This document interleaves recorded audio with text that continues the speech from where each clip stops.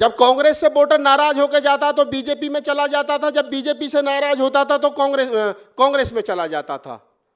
तो आरएसएस को कोई दिक्कत नहीं थी, क्योंकि वोट वहीं जा रहा है जहां वो चाहता है। कभी कांग्रेस से नाराज होता है तो बीजेपी में चला जाता है, बीजेपी से नाराज होता है तो कांग्रेस में चला जाता है। तो उसको कोई दिक्कत नहीं थी, कोई परेशानी नहीं थी। लेकिन परेशानी कब हुई? परेशानी तब हुई कि जब कांग्रेस और बीजेपी से नाराज होकर के वोटर तीसरा विकल्प ढूंढने लगा। तो उसका उदाहरण यह हुआ, उसका फल यह हुआ कि उत्तर प्रदेश में बहुजन समाज पार्टी की सरकार बनी, 4 बार बहन जी मुख्यमंत्री बनी। तो बीजेपी को दिक्कत हुई। अभी तक तो यह था कि कांग्रेस से नाराज होते थे तो बीजेपी में जाते थे, बीजेपी से नाराज होते थे तो कांग्रेस में जाते थे। लेकिन अब लोग कांग्रेस और बीजेपी दोनों से नाराज होने के बाद में वो तीसरा विकल्प ढूंढ रहे हैं। तो उत्तर प्रदेश में सबसे निम्न जाति की आने वाली महिला, हमारी सबकी बहन कुमारी मायावती जी मुख्यमंत्री बन गई। तो बीजेपी और कांग्रेस और आरएसएस तीनों के पेट में दर्द हुआ। मुलायम सिंह यादव मुख्यमंत्री बन गए, अखिलेश यादव मुख्यमंत्री बन गए, यानी वो वंचित समाज मुख्यमंत्री बन गया। जिसको कभी मुख्यमंत्री की कुर्सी के पास से गुजरने के लिए रास्ता नहीं था, वो लोग मुख्यमंत्री बने। बिहार के अंदर लालू यादव मुख्यमंत्री बने।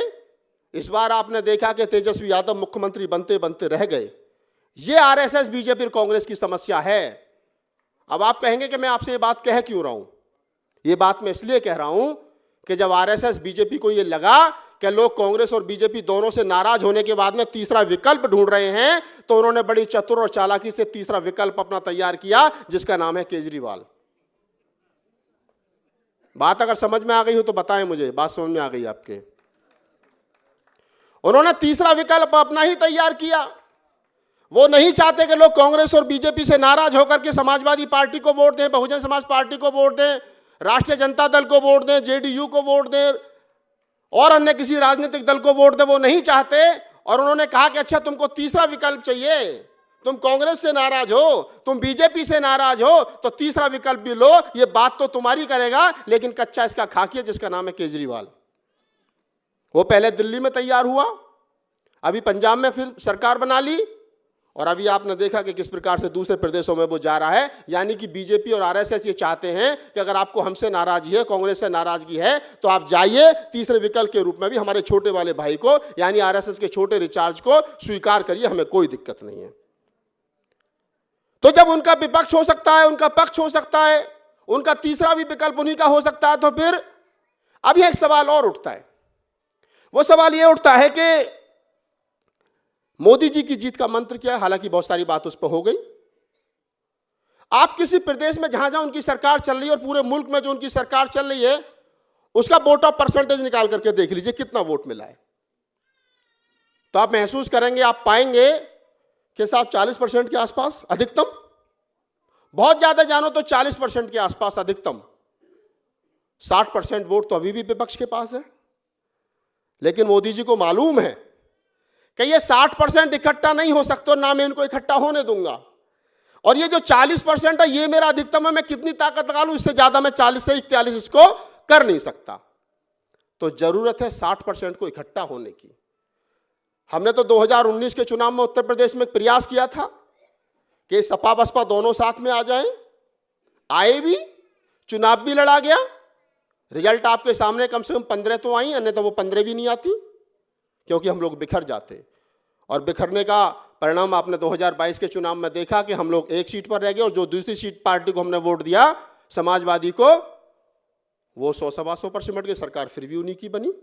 यानी अगर सपा और बसपा के दोनों के वोट को इकट्ठा कर दिया जाए तो हम योगी जी हार जाएंगे। वोट हमारे पास है, जरूरत है हमें मुख्यमंत्री बनने का त्याग करना पड़ेगा। ये कहना पड़ेगा कि मुख्यमंत्री मैं नहीं बनूंगी, अखिलेश बनेगा, और अखिलेश को ये कहना पड़ेगा मैं नहीं बनूंगी, बुआ जी बनेंगी या बहन जी बनेंगी। ये जिस दिन त्याग हम लोग कर लेंगे, आरएसएस और बीजेपी की तरह अडवाणी जी नहीं बनेंगे, मुरली मनोहर जोशी नहीं बनेंगे, प्रधानमंत्री नरेंद्र मोदी बनेंगे। जिस दिन हमारे अंदर इतना त्याग होगा, उस दिन हम इस देश का प्रधानमंत्री बना लेंगे, और गुजरात और मध्य प्रदेश और महाराष्ट्र और उत्तर प्रदेश का मुख्यमंत्री बना लेंगे, ये गारंटी है।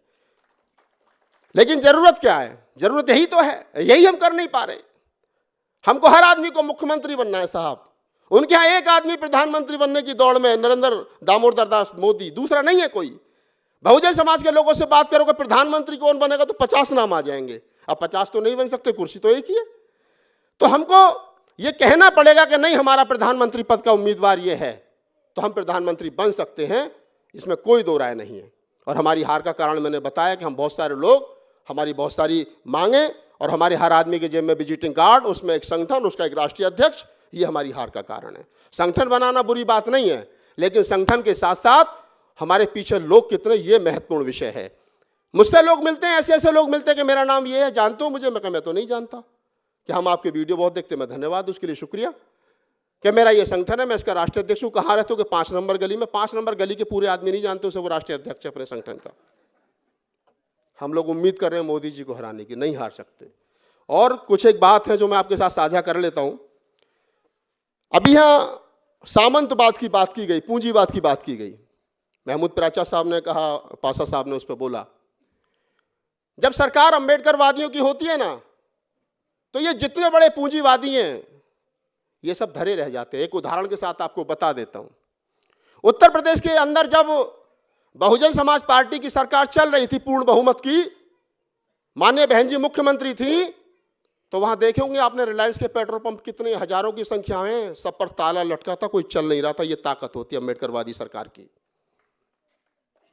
ये बहन जी की ताकत थी। उसने कहा कि हम रिलायंस के पेट्रोल पंप उत्तर प्रदेश के अंदर चलने नहीं देंगे, और वो 5 साल तक ताला लटका रहा। तो एक तरफ वो लोग जो आज की तारीख में इस देश की सरकार को चला रहे हैं, वही लोग 2007 से और 12 की बहुजन समाज पार्टी की सरकार में उनके पेट्रोल पंप का ताला नहीं हटा। पूंजीवादी कोई कितना भी बड़ा हो, अगर अम्बेडकरवादी से टकराएगा तो उसका हसरी होगा, ये ध्यान रखना। तो हमको चाहिए कि ऐसे लोगों को चुन करके भेजें, ऐसे लोगों को मजबूत करें। SC ST OBC माइनॉरिटी के बहुजन समाज को नेताओं को मजबूत करें, जो सही मायने में अम्बेडकरवाद को जानते हो और अम्बेडकरवाद के रास्ते पर चल करके इस मुल्क की सत्ता पर काबिज होकर के अम्बेडकरवाद को स्थापित कर सकते हो। ऐसे लोगों की जरूरत है। मैं तो हमेशा कहता हूं, मैं राजनीतिक आरक्षण का, पासा साहब, डॉक्टर साहब, मंच का ध्यान चाहता हूं, आपका ध्यान चाहता हूं। मैं साथ पहला आदमी हूं भारत का जिसने खुले मन से कहा था मैं राजनीतिक आरक्षण का विरोध करता हूं, यह खत्म होना चाहिए। ये कम से कम 131 सांसद और 1044 विधायक जब चुन करके जाना बंद होंगे तो हमें ये संतुष्टि रहेगी कि हमारी आवाज उठाने वाला वहां कोई है नहीं, काम खत्म है। कम से कम ये गधे चुन करके जीत के जाना बंद हो जो जा रहे हैं और चुप बैठे खामोशी के साथ में।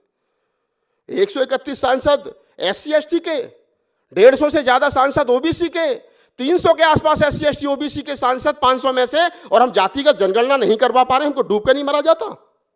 क्या फायदा इन सांसदों का? क्या करना इन सांसदों का भाई? ये बात है, इसको उठाना पड़ेगा, ये कहना पड़ेगा। इस धरती पर 2500 साल पहले पैदा हुए बुद्ध जिंदा हैं आज भी, क्योंकि वो विचार हैं। उनका भाई देवदत्त जिंदा नहीं है, ये याद रखना।